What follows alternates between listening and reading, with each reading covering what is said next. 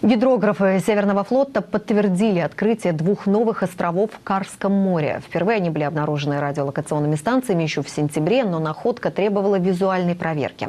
Впереди следующий этап. Островам дадут название, занесут на карту мира. О том, что открыть новые земли можно и в 21 веке, в репортаже нашего корреспондента Дмитрия Стромилова.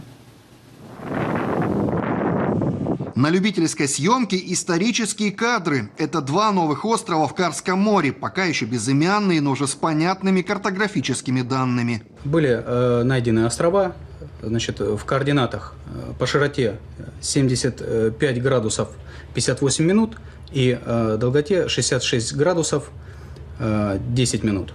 2 новых объекта вблизи архипелага Новая Земля обнаружили еще в сентябре. Но тогда предположили, что это и не острова вовсе, а огромные ледники. Разгадать географическую загадку помогло гидрографическое судно «Визир». Вместе со специалистами Северного флота первыми на каменистую землю шагнули и курсантки Госуниверситета имени адмирала Макарова. Это непередаваемые ощущения, непередаваемые впечатления, когда ты сам лично участвуешь в этом, когда ты в таких далеких уголках нашей огромной родины, необъятной, находишь что-то новое, когда ты участвуешь в высадке на этот остров. Самый большой участок суши в длину почти полкилометра. Острова уже в ближайшее время будут нанесены на подробные карты Арктики. Арктика по-прежнему загадка и одновременно магнит для ученых. Еще малоизученная, она дает возможность радоваться любому открытию. Список достижений российской науки за последние дни значительно расширился. И не только за счет новых островов.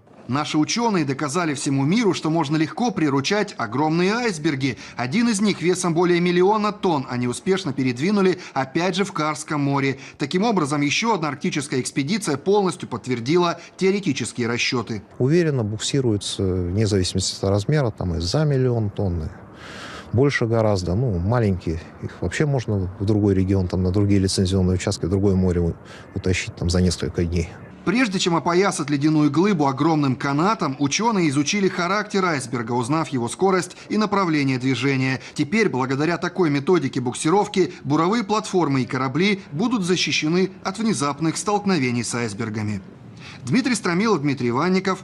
Вести, Мурманская область.